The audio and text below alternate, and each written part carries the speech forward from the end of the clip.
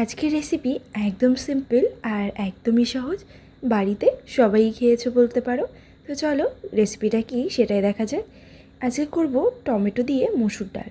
এখানে আমি প্রায় 100 গ্রাম মসুর ডাল নিয়েছি। আগে ভালো করে জল দিয়ে চটকে ধুয়ে পরিষ্কার করে নিচ্ছি।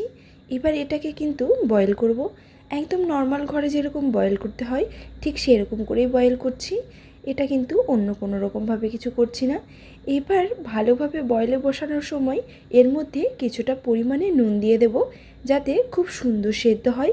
আর নুন দেওয়ার কারণে কিন্তু এই মসুর ডালটা খুব ভালো তাড়াতাড়ি সেদ্ধ হয়ে যাবে। এই যে মসুর ডালটা যখন সেদ্ধ হবে ততক্ষণে সব কিছু রেডি করে নেবে।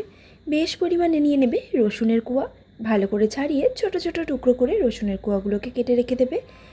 আর এবার দেখো ডালটা ফুটে উঠেছে, ডালটা খুব সুন্দর সেদ্ধ হয়ে গেছে। এবার এটাকে কিন্তু খুব ভালো করে ঘেঁটে দিতে হবে। অল্প অল্প জল দিয়ে এবার কিন্তু অনবরত নাড়তে হবে যাতে নিচে লেগে না যায়।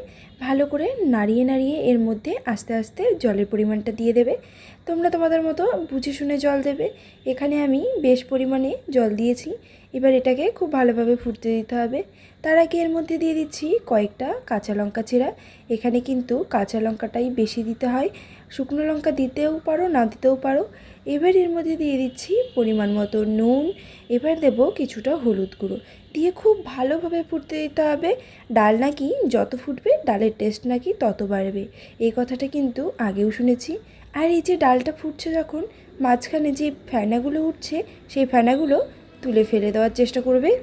ডালটা ফুটতে থাকুক ততক্ষণে আবারও কিছু কাজ করে নেবে। কয়েকটা পেঁয়াজ কুচি করে কেটে নেবে আর একটা পাকা টমেটো ছোট ছোট টুকরো করে কেটে নেবে। এইবার কড়াইটা বসিয়ে দিয়ে আবারও ভালো করে গরম করে নিয়ে দিয়ে দেবে জিরে ফোড়নে, তারপর দিয়ে দেবে রসুন কুচি, পেঁয়াজ কুচি দিয়ে ভালো করে নাড়াচাড়া করে হালকা ব্রাউন কালার পর্যন্ত ভাজতে থাকতে হবে। পেঁয়াজ থেকে ব্রাউন কালার চলে এলে এবার এর মধ্যে টমেটোটা দিয়ে টমেটোটাও কিন্তু খুব ভালো করে ভেজে নিতে হবে, না হলে টমেটো থেকে কিন্তু একটা কাঁচা গন্ধ থেকে যাবে। সব কিছু সুন্দর ভাজা হয়ে গেলে এবার এর মধ্যে ডালটা ঢেলে দিতে হবে। পুরো ডালটা ঢেলে দিয়ে আবারও ভালো করে নাড়াচাড়া করে নিতে হবে। কিছুক্ষণ আবারও ফুটতে দিতে হবে, ওই ধরো মিনিট 5 পর্যন্ত খুব ভালো করে ফুটিয়ে নিয়ে নামানোর আগে কিছুটা ধনেপাতা ছড়িয়ে দিয়ে নামিয়ে নিচ্ছি। এইভাবে একবার মসুর ডাল রান্না করে দেখো, খেতে কিন্তু খুব ভালো লাগে। এর স্বাদটাই কিন্তু একটু অন্যরকম হয়ে যায়। মসুর ডালের সঙ্গে রসুন দিয়ে কিন্তু অসাধারণ লাগে খেতে। যারা খেয়েছো তারা তো জানোই, যারা খাওনি তারা অবশ্যই একবার বাড়িতে ট্রাই করে দেখো, খেতে এত ভালো হয়, না খেলে বুঝতেই পারবে না। আজকের এই সহজ রেসিপিটা তো একদম রেডি, গরম গরম ভাতের সাথে পরিবেশন করো। কেমন লাগলো ভিডিওটা অবশ্যই কমেন্টে জানাবে। ভালো লাগলে লাইক করে শেয়ার করবে, সাবস্ক্রাইব করে দেবে।